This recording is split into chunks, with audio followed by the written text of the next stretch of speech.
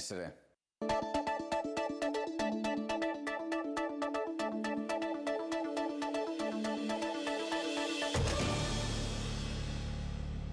Buongiorno, benvenuti alla nostra diretta. Siamo in edizione straordinaria per informarvi su quello che sta succedendo in Veneto con l'emergenza coronavirus. Abbiamo visto la conferenza stampa del Presidente della Regione Luca Zaia, abbiamo sentito anche l'assessore Bottacin fare il punto sulle mascherine, abbiamo sentito anche l'assessore Lanzarini. I temi sono molti, sono temi sanitari, sono temi anche sociali, perché le richieste che arrivano alla Regione sono davvero tantissime. In questa parte della nostra trasmissione di informazione andremo a sentire alcuni dei protagonisti istituzionali di questa emergenza. Fra poco saremo collegati in Skype, perché naturalmente non è possibile avere ospiti in studio per una questione di sicurezza sanitaria, con il sindaco di Vo Giuliano Martini. Adesso fra poco ci collegheremo con lui e avremo la possibilità di chiarire, di parlare della situazione di Vo, che lo ricordiamo comune ai piedi dei Colli Ugani in provincia di Padova, è rimasto in quarantena, praticamente isolato per 2 settimane, diventando l'unica zona rossa del Veneto assieme alle zone rosse della Lombardia e dell'Emilia Romagna, e in quell'area praticamente sono azzerati i numeri del contagio, quindi ci sono delle persone positive, ma non cresce, o almeno cresce di pochissimo, avevamo un caso ogni 2 settimane, ogni 10 giorni, il numero dei contagi, quindi c'è da capire perché questo sta succedendo proprio a Vo. Naturalmente lo chiederemo al sindaco e faremo con lui il punto della situazione, però poi state con noi, perché alle 16:30 inizierà una nuova proposta, che è quella delle lezioni di Pilates. Quindi oltre alla nostra ora di mantenimento fisico, vi ricordiamo che dalle 17 in poi c'è sempre Tai Chi, ginnastica dolce, Zumba, avremo dalle 16:30 anche il Pilates, per una proposta molto innovativa. Al termine dell'ora e mezza, perché ormai va contata così, di mantenimento, che potete fare direttamente dal vostro salotto, ci sarà la messa dalla Basilica del Santo in diretta. Poi torniamo con i nostri programmi di informazione, torniamo con i telegiornali e vi accompagniamo fino a stasera, quando ci sarà il Talk Focus con il nostro direttore Luigi Baccialli e i suoi ospiti, che naturalmente non possono essere in studio perché sono ospiti virtuali.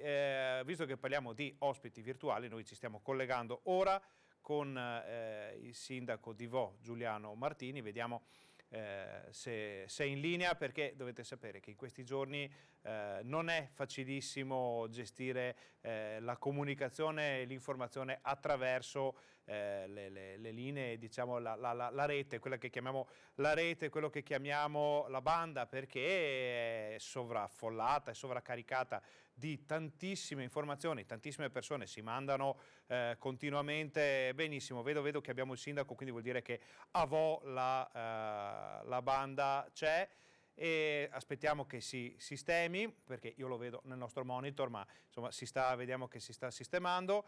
E dicevamo, la banda è necessaria, la rete è necessaria, perché altrimenti tutte le persone che sono in casa in questo momento non possono parlarsi le une con le altre. Vediamo che il sindaco di Vo Giuliano Martini si è stabilizzato, gli faccio un cenno ok, lui mi fa cenno ok, e allora gli diamo la linea. Sindaco, buongiorno, grazie per aver accettato di partecipare a questa nostra trasmissione. È la prima volta che ci vediamo dopo l'inizio dei blocchi a Vo, e volevamo fare il punto con lei di quella che è la situazione nel vostro comune, che è stato per molto tempo sotto la lente di tutto il Veneto, ma anche di tutta Italia.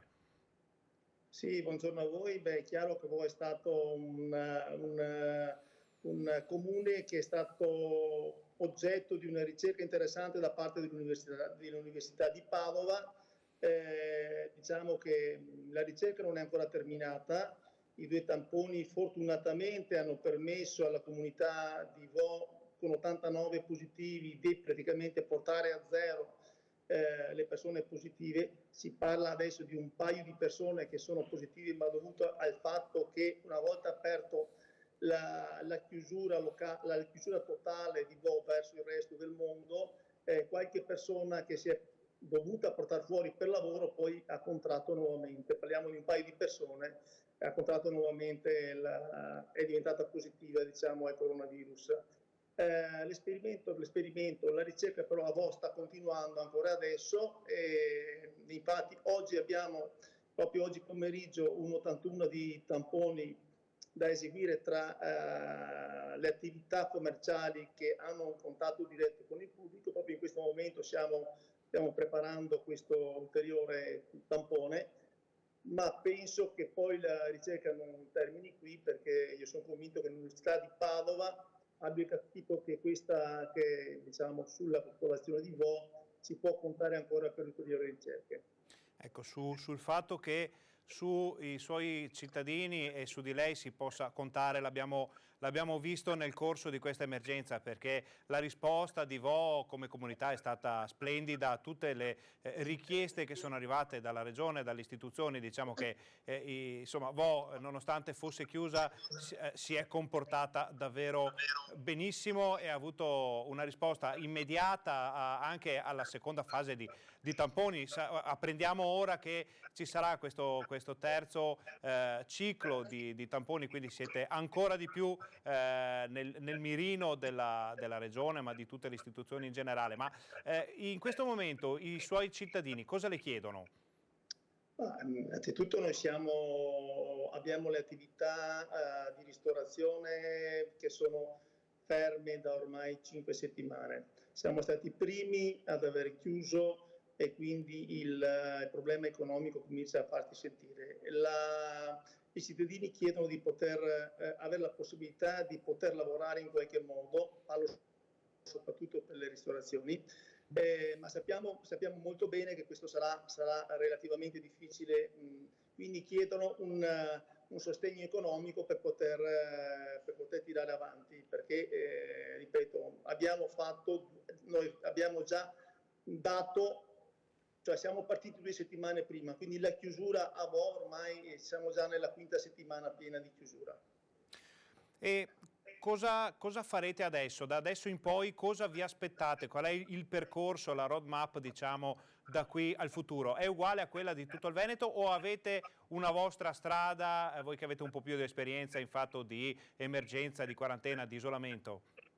La strada penso che sia uguale per tutti. Noi chiediamo qualcosa di più per il sacrificio che abbiamo fatto, che è indubbiamente un sacrificio per quanto riguarda il Veneto è superiore, è stato un sacrificio superiore, quindi spero che il ristoro sia proporzionato al sacrificio che è stato compiuto. Certo, lei, lo ricordiamo, insomma, ha anche un'attività che l'ha messa a confrontarsi con la popolazione in modo addirittura più impattante rispetto a un sindaco normale, perché ricordiamo è farmacista, quindi aveva il doppio ruolo da una parte di sindaco e dall'altro di consulente sanitario del paese. Come ha vissuto questa situazione? Lo dico da tempo, lo tsunami è arrivato improvvisamente, quindi ci trovavamo ad organizzare da parte dell'amministrazione comunale il COC, il centro operativo comunale, che logicamente doveva relazionarsi per 12 ore al giorno con il CCS, con il centro di coordinamento provinciale, con a capo il prefetto, per tutta la giornata. E abbinando a questo il lavoro in farmacia, avendo 3 dottoresse che erano in quarantena fiduciaria e quindi erano praticamente assenti per 15 giorni, siamo rimasti praticamente in 3 persone a gestire una farmacia, quindi con metà personale. E lì è stata molto dura, anche perché contemporaneamente abbiamo dovuto mettere in atto tutte quelle precauzioni per evitare di essere contagiati, quindi è stato un triplo lavoro per noi. Ecco, Sindaco, ma adesso io vorrei approfittare della sua presenza per lanciare un appello ai veneti in generale da parte di chi ha vissuto sulla propria pelle prima in modo più forte questa emergenza. Cosa si sente di dire lei a tutti i veneti in questo momento? A tutti i veneti dico innanzitutto di restare a casa.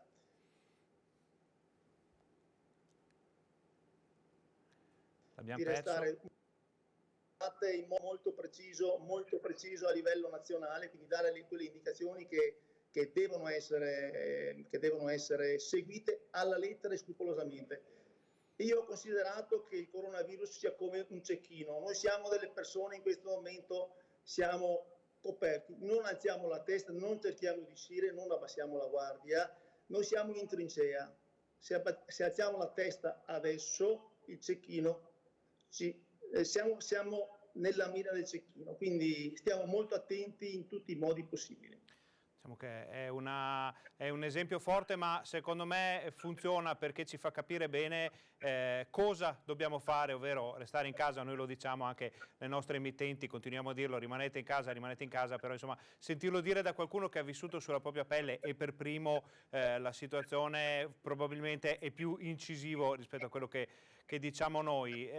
Sindaco, prima di lasciarla andare, perché sappiamo che siete molto impegnati, questa situazione odierna le ha permesso di rinsaldare i rapporti con il territorio euganeo? Adesso parlo un po' da padovano, perché sappiamo che i Colli Euganei hanno bisogno, per poter ripartire di slancio, che tutti lavorino in rete, che tutti lavorino in modo forte gli uni con gli altri.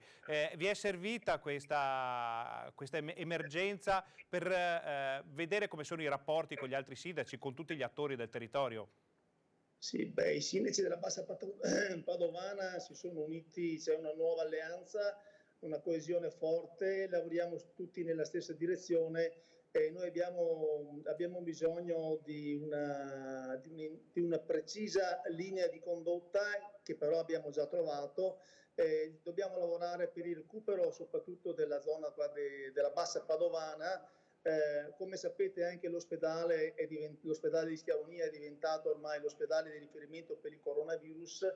In questo momento purtroppo le persone che devono fare delle altre terapie devono recarsi presso gli ospedali del Pio Sacro di Cittadella o ancora più lontani. La linea nostra è di riportare, appena sarà terminata questa emergenza, l'ospedale di Schiavonia ai livelli di servizi precedenti, perché abbiamo bisogno soprattutto di questo, e contemporaneamente a questo far rinascere l'economia della zona termale, che è importante perché è collegata direttamente all'attività di ristorazione dei colli, tra cui c'è a pieno titolo anche Vo, e diciamo che anche a Vo c'è il consorzio, la sede del consorzio tutela vini DOC di Colli Euganei. Vo produce da solo il 50% dei vini DOC di Colli Euganei. L'economia, che ormai è un po' zoppicante, ha bisogno di ripartire perché la nostra economia è fondata quasi esclusivamente, a parte l'artigianato, ma anche sulla ristorazione e sull'enologia. Quindi adesso il consiglio, naturalmente l'abbiamo già detto, è quello di rimanere tutti coperti a casa al sicuro fino a quando tutto questo non passerà. Poi, una volta che avremo il via libera da parte delle autorità, delle istituzioni, che il coronavirus sarà solo un brutto ricordo, insomma una visita nella cosiddetta Food Valley di Vo per una bottiglia di vino e magari un galletto, perché ricordiamo che Vo è famoso anche per i galletti ai ferri dei Colli Euganei, si potrà fare, è vero Sindaco? Eccoci. Sì, scusi, non ho sentito l'ultima. Dicevamo che quando tutto questo sarà finito, una cappatina a Vo, naturalmente quando sarà tutto in sicurezza, per una bottiglia di vino dei Colli Euganei e magari un galletto ai ferri, che è una delle specialità di Vo, assieme ai bigoli e alle altre eccellenze enogastronomiche padovane, si potrà anche fare. Voi sarete ad accogliere a braccia aperte chi vorrà arrivare. E noi vi aspettiamo numerosi, siamo qui. Allora usiamo questo, vi aspettiamo numerosi quando sarà tutto a posto. Quando sarà tutto, mi raccomando, ci raccomandiamo, adesso si sta a casa, ci sarà tempo magari quest'estate per rivedere i nostri Colli Euganei. Ringraziamo il sindaco di Vo, Giuliano Martini, che è stato con noi per raccontarci e informarci anche di questa novità del ciclo di tamponi. Grazie sindaco. L'abbiamo perso, sapete, in questo periodo la rete, come dicevamo prima, non sempre regge quello che è l'urto delle comunicazioni tra famiglie ma anche istituzionali, perché noi lavoriamo moltissimo con il web, come voi che siete a casa, per inviare filmati, foto, video, tutto quello che arriva, gran parte arriva per comporre i nostri servizi anche con il web, quindi la rete sta soffrendo un po', le infrastrutture stanno soffrendo un po'. Sarà anche questo un motivo di metter mano anche a questa infrastruttura quando tutto questo sarà finito. Salutiamo allora il sindaco di Vo, andiamo a vedere invece uno dei nostri servizi, perché ci sono i medici di famiglia che dicono che l'acquisto di un numero considerevole di mascherine è stato bloccato dalla burocrazia. Andiamo a sentire cosa è successo.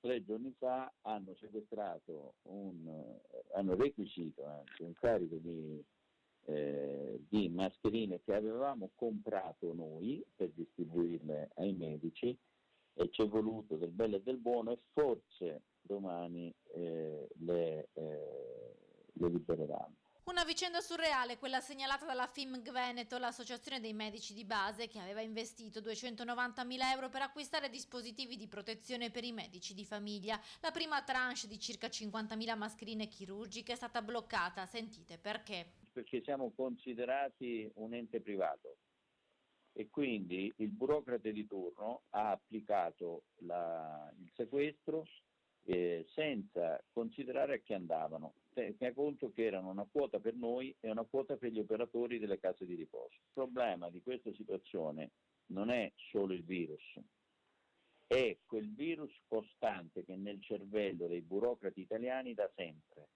che fa più danni del virus normale, del coronavirus. Quindi, se fosse stata una donazione nessun problema, ma risultando essere un acquisto fatto da privati, il carico è stato temporaneamente sequestrato, ci ha spiegato il dottor Crisarà. I soldi investiti però sono stati raccolti grazie alla solidarietà e alle risorse della FIMG, che voleva garantire i presidi per almeno 15 giorni.